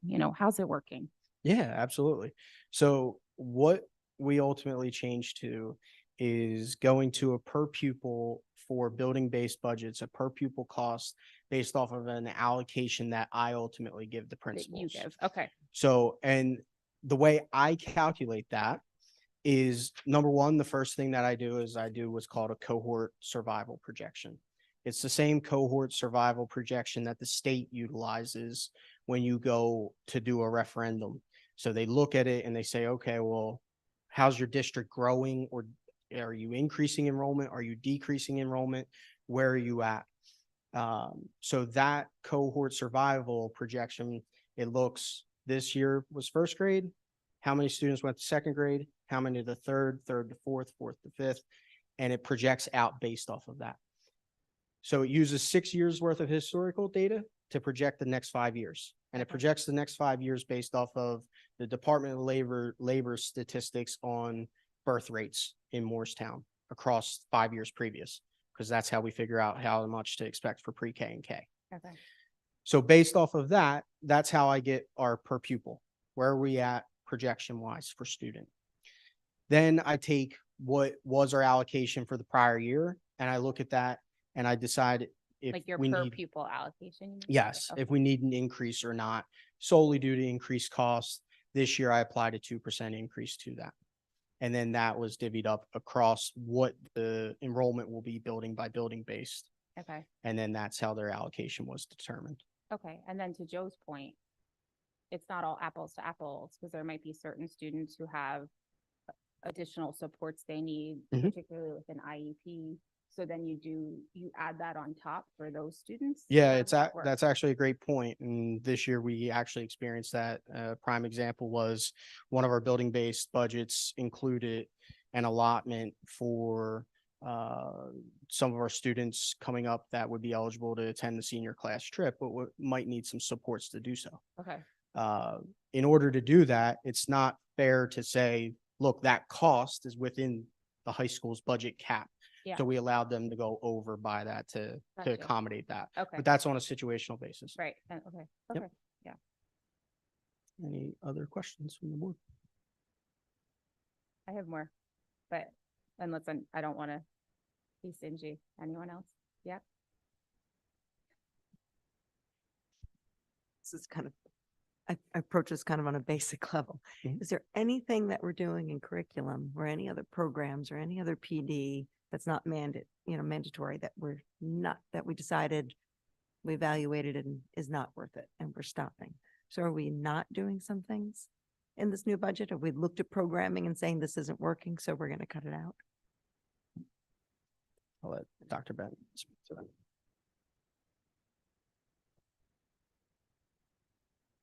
I think, sorry.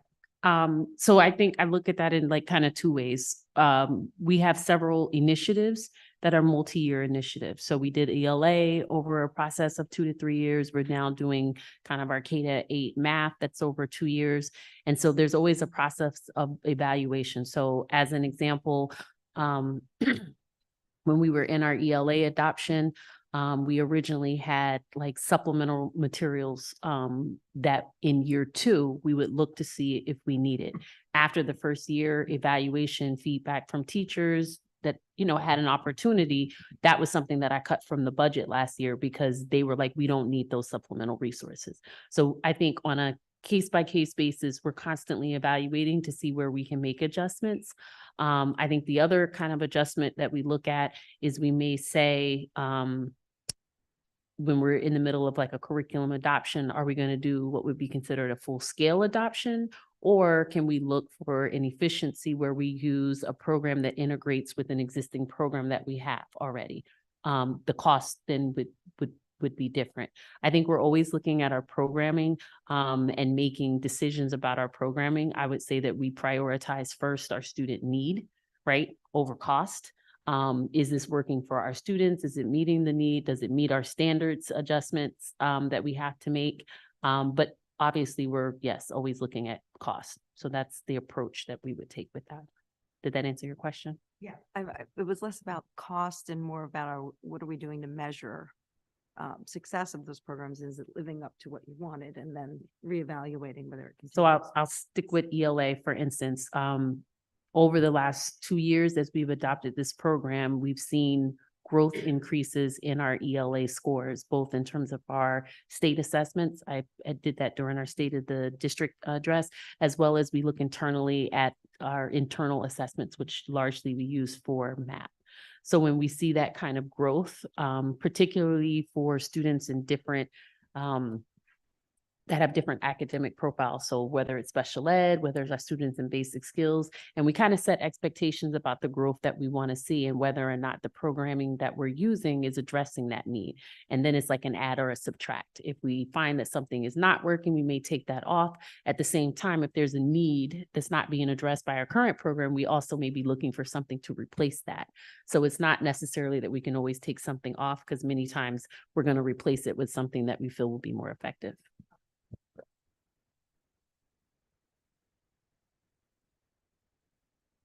I'll stay on this topic. Just when I look at, I'm still struggling with the goals, but I'm getting it more. But like goal 1 to me, if I read it alone in a room, I feel like it's really focused on like this is the way I feel, but it's not the way it seems. So I want to confirm that the way that it seems is the way that it is.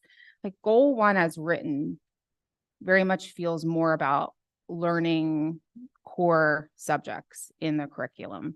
But when I look at all the other slides and hear you talk, Karen, it's about, at least the way I feel, is that it's about all of the core subjects, reading and writing and math.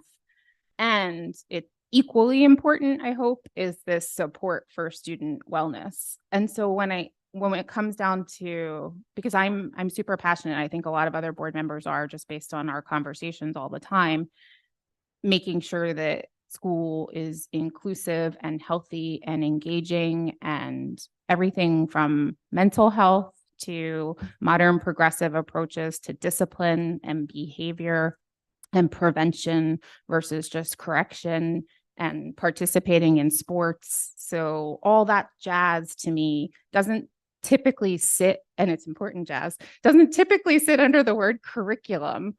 And so everything I'm seeing on these slides called curriculum and instruction seem to support all the other jazz that I think is just as important as the core subjects. And I just want to make sure that that is the case, that there is a goal around health, wellness, physical activity, behavior, modern and progressive approaches to discipline instead of scorched earth approaches to finding bad actors and correcting.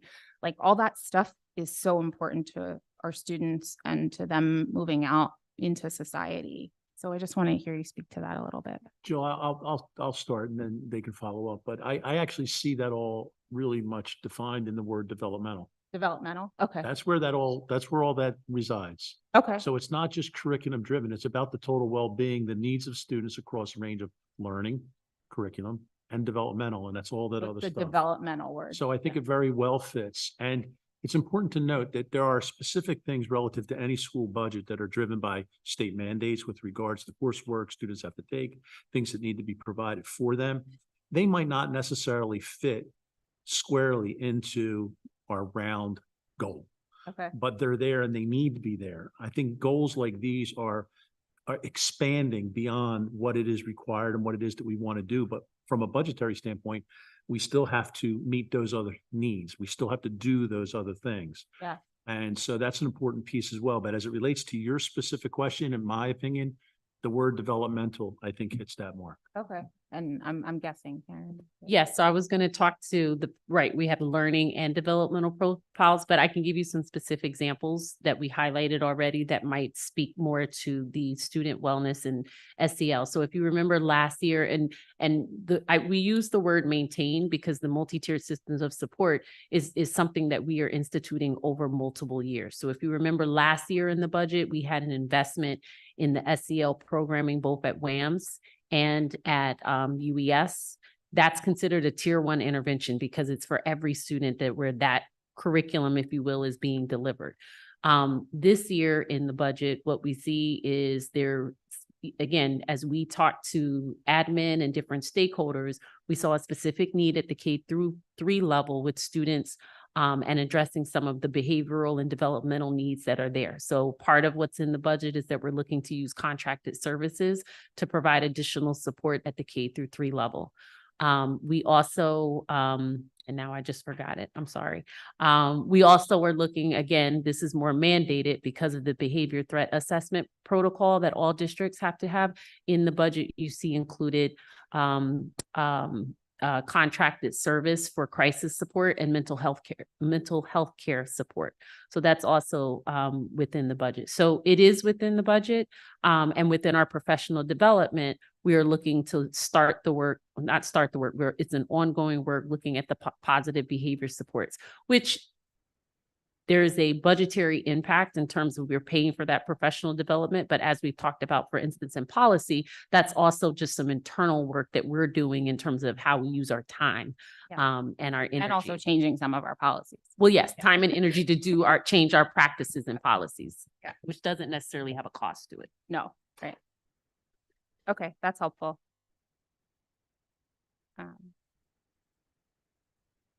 So I suppose in terms of next steps, we've got, a week and a half until budget introduction. And I know in years past, many years ago, I think it was before you were BA, there was very, direct questions of the board as to, okay, so here we are, we've got a big gap. And here's a laundry list of things for considerations to cut, right? Some of it was sports, like wholesale cutting of sports, right? Yes. So that's the opportunity to say, well, no, we shouldn't do that. Right. We got to figure out other ways to make this work. Staff, transportation, there was all kinds of different options that were very concretely laid out, somewhat uncomfortably so, as to, okay, so now tell us what you want to cut. Doesn't sound like we're there, right? Correct. Which I'm thankful for, and I've got every confidence in the world that you know the gap will be closed. Not really questions, but you know, my observations, I think, on this budget, I'm appreciative of it. I like a lot of the things that are in it. I was very fearful this year because of the ESSER funding rolling off the table. I think, you know, you deserve a lot of credit, and the district deserves a lot of credit. I was, for years, I've been very nervous about this year's budget because the ESSER funding isn't available. And that was a significant part of our revenue stream that's gone.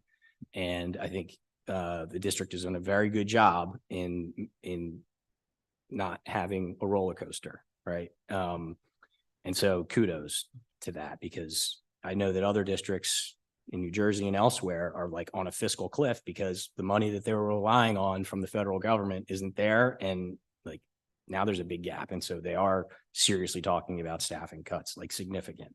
So that was one observation. And then I'm happy to see that, you know, we are not in that place. So thank you. And I really also like the forward thinking approach that you're taking to the bond refinancing potential. And I also really like, you know, years ago, I think we recognized, I think at the time, the numbers for some reason sticks out in my head, that we had $107,000 capital reserve for a long time. And then we had a pipe, it was The water main at the high school. right, burst. And then it got down to, you know, we had the only source of revenue to fix that was our $107,000 cap reserve. And thankfully we were able to fix it, but like, that's not healthy. And we've been able to increase that. And so now that's going to be able to fund our share for the Baker HVAC. Again, look, it's not a shiny new toy that says, hey, great, we're fixing our HVAC, but it is a critically important component of our operation. And so, you know, does that tie directly to one of these goals? Perhaps not, but I mean, it has to get done. And so I appreciate the forward thinking that you've been doing for years to try to get us that cap reserves to a level that we can now deal with this HVAC unit that needs to get replaced. In terms of bank cap and, you know, the option of using it, you know, I haven't thought terribly long about it. I didn't know that it was available until moments ago, but my current thinking on it is I would very much prefer not to tap into the bank cap. We have it for 3 years. You know, we are expecting increased enrollment. The timing of that isn't entirely clear, I suppose, but I would rather have that bank cap available in the future if we need it, and don't get additional revenue sources to support increasing enrollment. You know, I think there's speculation, but, you know, we are one of the few districts in New Jersey that doesn't offer a free full day kindergarten. And it wouldn't surprise me if we're legislatively directed to provide it. And so I think having that bank cap available to fill a potential tuition gap associated with our kindergarten tuition would be helpful in the future. So again, I'm not, you know, I think those are things to consider as we are thinking amongst ourselves, you know, how to close this, the existing gap as to whether we want to use bank cap or not. Sitting here right now, I would prefer not to. But obviously, you know, it all depends on some other hard decisions that have to be made. So I guess my only question is what do you need from us in the next 10 days? I know you're going to have office hours and everybody's got the opportunity to sit down and talk with James. I would encourage, to the extent you can, to go in groups, because he's obviously got a lot to do in the next 10 days. And so I think for efficiencies of time, as well, learning from each other, and it's very helpful for me to sit down and hear what other people's thoughts are on the budget and, see things that I don't see. But what do you need from the board? Absolutely. And I appreciate everything that you've said. Kudos to the board for ultimately approving to put money in capital reserve. That's given you guys the opportunity to ultimately do projects and participate in state grants, ROD grants that otherwise we wouldn't have had the opportunity to. So kudos to you guys for that, because you're bringing about $1.7 million back to the district from the state that we otherwise wouldn't have had the access to. In terms of today, I think, having an idea of where, the board would stand on the bank cap versus the 2%, I think that is helpful for developing the remainder of the budget. I do intend on, I'm looking at Wednesday evening and Thursday evening for the office hour. So I will be communicating that out. Mrs. Hanlon in my office will be communicating that out to the full board. So yeah, I think that is, and to your point of prior budgets, I don't think we're at that point where we have to consider a lot of bad ideas. Okay. And thanks for those comments, Mark, because I think it really illustrates why I was asking some of the questions that I was, because I was sitting here when sports was up for potential cutting.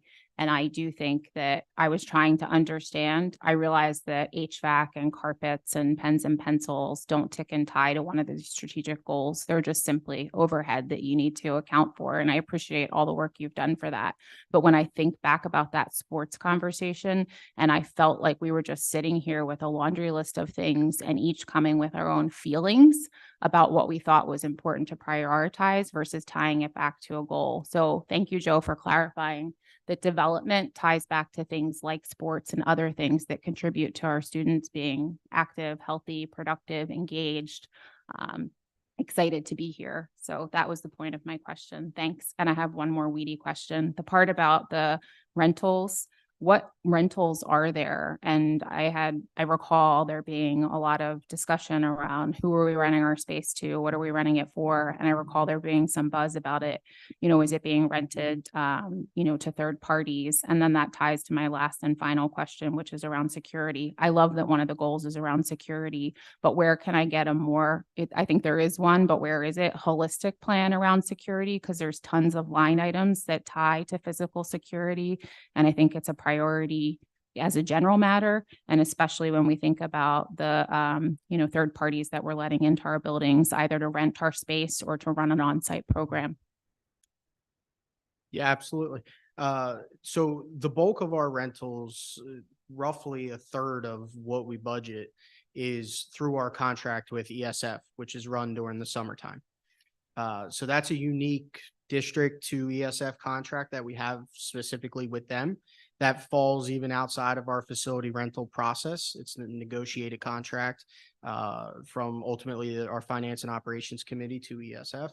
The other rentals that we do have, our policy is a tiered policy. There are 3 different tiers to our rentals. The bulk of our rentals are community-based organizations, specifically our recreation department at the township level. The rental fees associated with them are really designed to break even. So, it pays for the lights being on. There are some costs associated with, some of those rental applications can get a little higher, specifically if it's a Saturday or Sunday. And, by law, we have to have a black seal in the building when our boilers are on.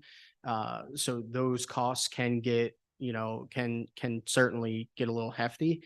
That's the one that we are specifically, not that one individually, but we're specifically looking at the costs associated with when we bring in staff to open the building to make sure that, we're not ultimately losing money in that endeavor, that it is in fact breaking even, and we're passing that cost along with the rental fee. So that's what that work is based off of.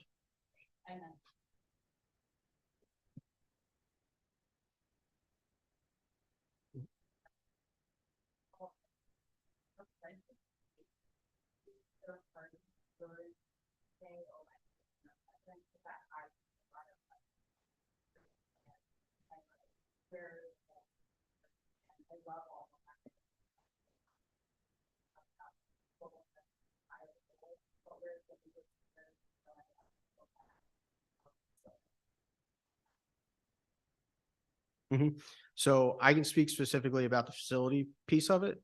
Whenever we're considering a facility rental, the first thing that comes first is the district's needs. Whether it's an athletic event that we have going on, whether it's our normal school day running, the security of that is the most important thing to us. The bulk of our rentals, they are either on weekends or nights when events aren't going on. It doesn't mean that there isn't necessarily another event going on in the building. For example, right now we have our play going on and we are all in the building. So there are other times where there might be multiple events going on in a building. Our custodians are tasked with kind of locking down the specific sections of the building to make sure they are safe and secure. In terms of an overall security plan, I think we can speak a little bit more about that on an offline basis. About the details of that and the work that Mr. Bollendorf's done with our OEM and our local departments.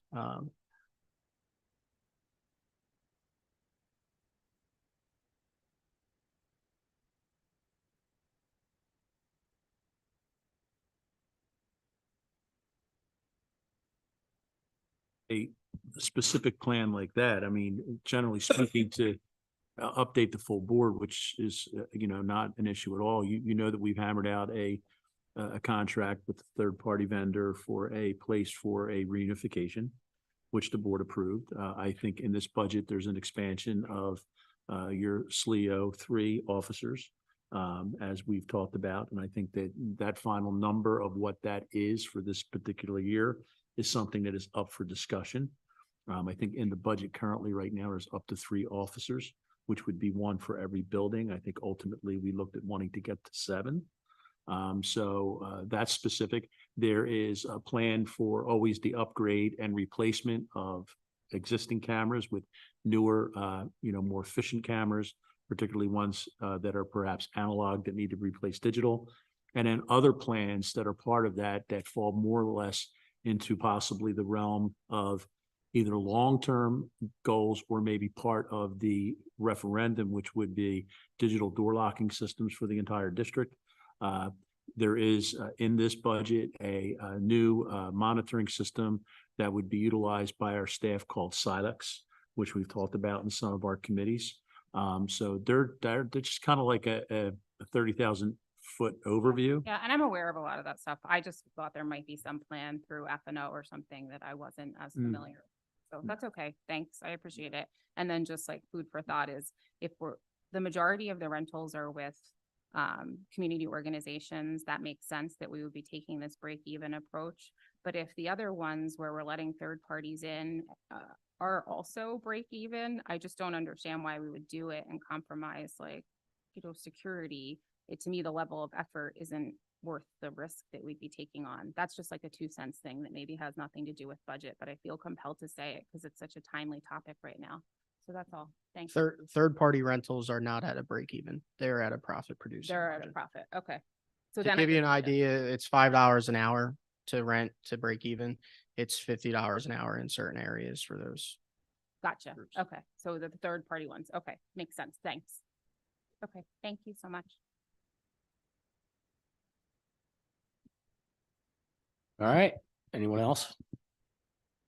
Thank you, James. As always, it's I know it's an enormous lift, and I think this is my 8th presentation for this for the budget, and it's impressive how much work goes into it. And I know there's still a lot more to go. So thank you. Yeah, and thank you for taking all of my questions. I feel like it was really efficient to just ask them here. I really appreciate it. And thank you, Karen, and thank you, Dr. Tate. Thank you, everyone. Okay, so wrapping up the budget workshop, we'll move on to the resolution approving the refunding bond ordinance that James had mentioned in his presentation and had communicated with the board about previously. I'm not going to read the resolution into the record, but could I get a motion, please, for the approval of the resolution listed in item 6 of the agenda? Any comments or questions? All right, this is a roll call vote.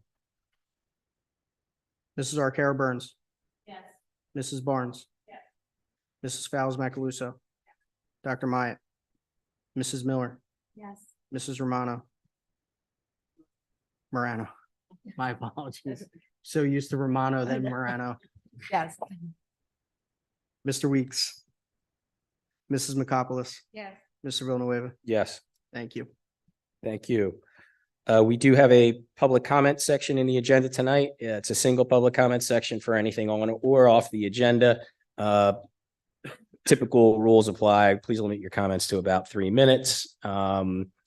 State your name and address when you approach the microphone, and may please get a motion for the to open public comment. So moved. Second. All in favor? All right. The floor is open.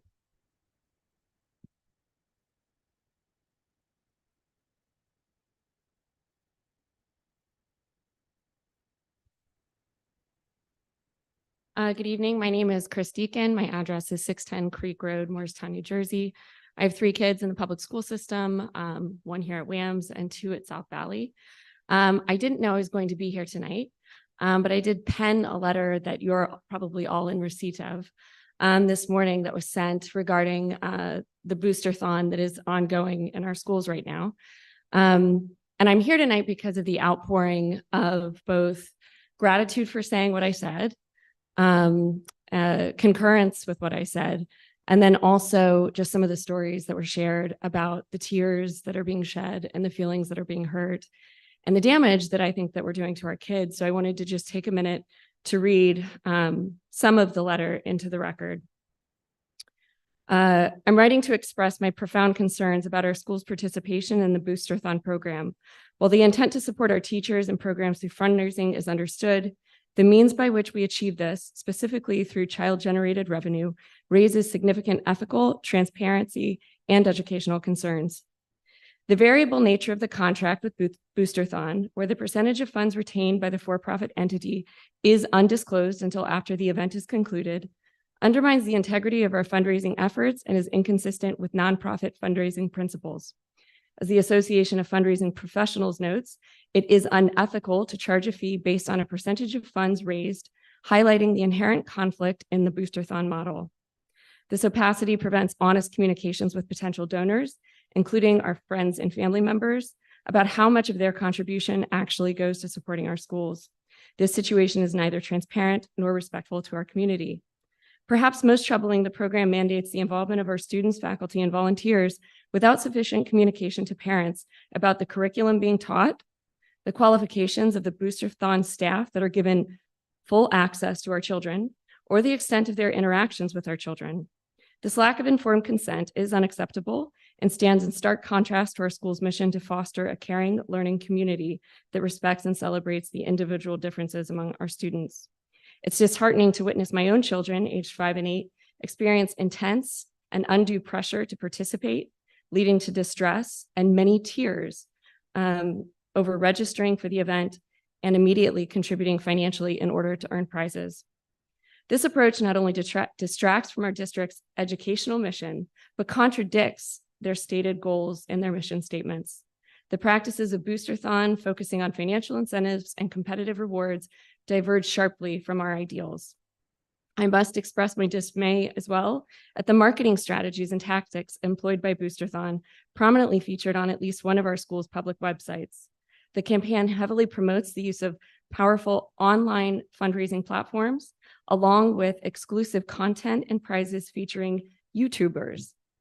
This approach not only glorifies the culture of social media, but also directly contradicts growing concerns among the scientific and medical communities regarding the detrimental effects of social media on children's mental and emotional well-being. These types of platforms encourage a culture of clicking and liking that has been shown to have negative impacts on young people's self-esteem, attention span, and overall mental health. Studies have consistently highlighted the risks associated with excessive social media use by young people, including increased rates of anxiety, depression, and sleep disturbance. It's disheartening to see our school's fundraising efforts aligned with the very platforms that pose significant risk to our children's safety and well-being. Celebrating and incentivizing engagement with these media influencers sends a contradictory message to our students and undermines our commitment to fostering a safe and nurturing learning environment. Given these concerns, I urge a reconsideration of our fundraising strategies, policies, and others to ensure that they are aligned with our school's mission and always with the best interests of our students in mind. It's imperative that we prioritize the safety, well-being, and holistic development of our children. Of course, I would be remiss if I did not acknowledge the substantial funds that these types of for-profit schemes can generate for our nonprofit educational institutions. While it is acknowledged that these programs can be very lucrative, equating financial success with ethical justification is misguided. The end does not justify the means, especially when those means compromise our children's well-being and educational values. If we were to compromise this principle for simple financial gain, then what lesson are we truly teaching our children? And with that, I will conclude. I just wanted to share a couple of the comments that were shared with me today. Again, why I was sort of compelled to be here. One mom wrote, "My son was in tears on Monday because his friend got a bunch of prizes and he didn't. I don't understand this and I don't know how to explain it. Thank you." Thank you for what you said. Thank you for sending that email to Ms. Hackle. I have 2 boys, 1st grade and 2nd grade at South Valley, and it makes me sick how upset they get over this and registering and getting mad that I'm not donating more and more and more money every day.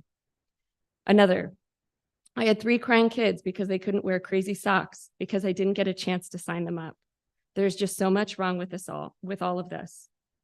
And lastly, from my own children, can I use your Instagram account to get more followers and more likes on my video? This way we can get more prizes in class. That's from my 5-year-old. Thank you. Thank you. Any other comments? All right. That, can I get a motion to close public comment? All in favor? All right. Thank you, Ms. Deacon. Received your letter earlier today. Read it shortly before this meeting. I appreciate the outreach and everything that you had reported to us in your letter. I'll be in touch. I don't know. Does anybody have anything for the good of the order?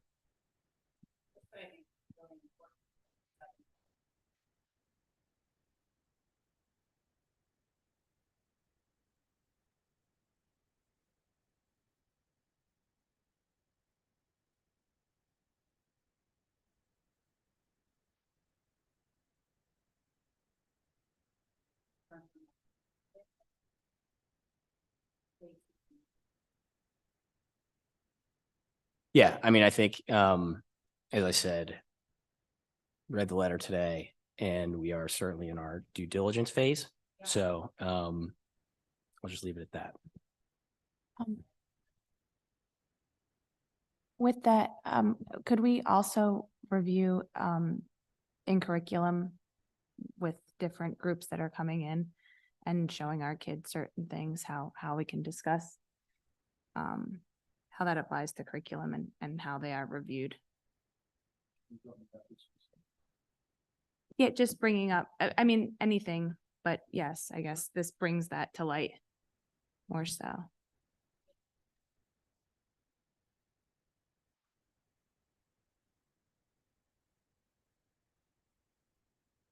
Right, like, I think. Well, hold. Number one, I don't know if that's true or not. And as I said, that's what we're trying to discern in our due diligence. So I think this is appropriate for a committee discussion. I agree with you. And I think, to the extent any board members are interested, then, we can flow it through every committee that has a board member who wants to discuss it, which I assume is everybody. So Okay. Thanks. With that, can I get a motion to adjourn? So moved. Thanks.